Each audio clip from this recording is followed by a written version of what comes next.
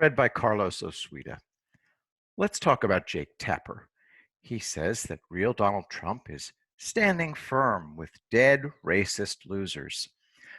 Tapper is talking about the need to rename military bases that currently use the surnames of Confederate generals. What Tapper doesn't understand is that he's saying that black people are unfit to serve in the armed forces. Renaming the bases is being proposed in order to protect black people, right?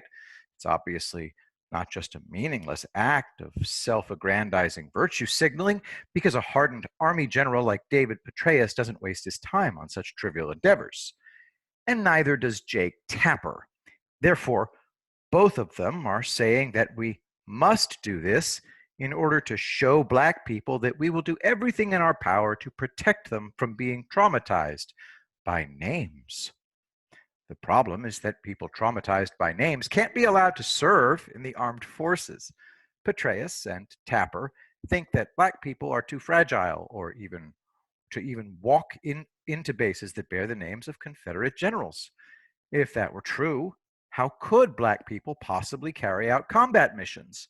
If they can't handle names, how can they handle combat? I disagree with Petraeus and Tapper. In my opinion, black people are just as capable as white people. But Jake Tapper thinks that being black is a disability. It reminds me of an amazing documentary I saw. Most of you are familiar with Joseph Merrick, the Elephant Man. His disability was Proteus syndrome, when the bones grow out of control. So the good old British found a young American man named Brian Richards, who also has Proteus syndrome. The filmmakers arranged for Joseph Merrick's skeleton to be brought and put on display for Richards. Then Richards was taken all over London so that he could personally experience every horror that Merrick experienced. The obvious goal was to make Richards break down so the Brits could have the camera zoom in on his face to get the pornographic close-up of the tears. Guess what? Richards, who was only 27 at the time, remained totally composed all the way through it. And at the end of it, he emerged stronger, with a greater appreciation for Joseph Merrick's strength. The Brits tried their hardest to infantilize Richards, but because of his strength of character, they failed. Jake Tapper, being black is not a disability. Being black doesn't make you the Elephant Man. Not even the Elephant Man was the Elephant Man. He constructed this model of Maine's church from scratch, with no plans, using a paper card that he painted. All the detail is painted. Nobody knows how anything works, and nobody knows anything about anything. Ferociously, Steph was put on the newly formed Safety Advisory Council of the platform Twitch. This trans woman identifies as a deer. Now, all of this benefits Donald Trump, but it still needs to be pointed out. If we determine that being black is a disability, we also have to change the name Washington, D.C. to protect black people. This will continue for most of the time the country exists. Transsexual, transspecies entities will have to be accommodated. People who identify as aircraft will have to be accommodated. There's an old saying, I can stand in my garage and go vroom, but that doesn't make me a car. Today, it does. And people who identify as cars are being given the keys to the kingdom. They're being given power over the rest of us. It won't last. The reason it won't last is that those of us who know how things work will always defeat the Jake Tappers, who fell for this utter BS from upliftconnect.com.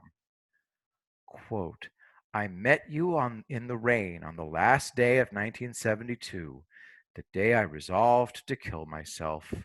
1 week prior, at the behest of Richard Nixon and Henry Kissinger, I'd flown 4 B-52 sorties over Hanoi. I dropped 48 bombs.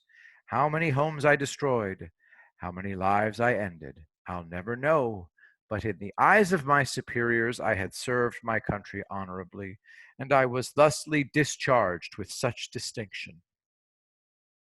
The second paragraph exposes the story as a total hoax. This know-nothing writer is talking about Operation Linebacker 2, December 18th to December 29th, 1972.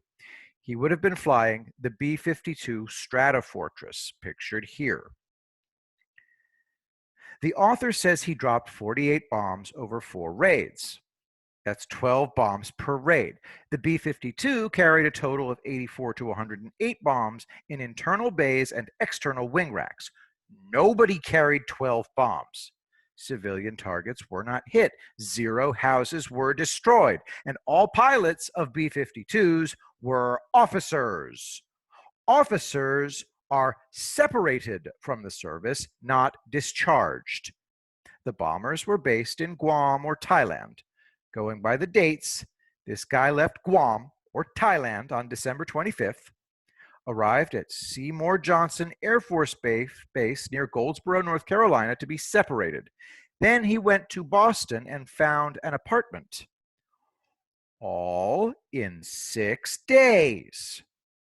The smart always defeat the stupid.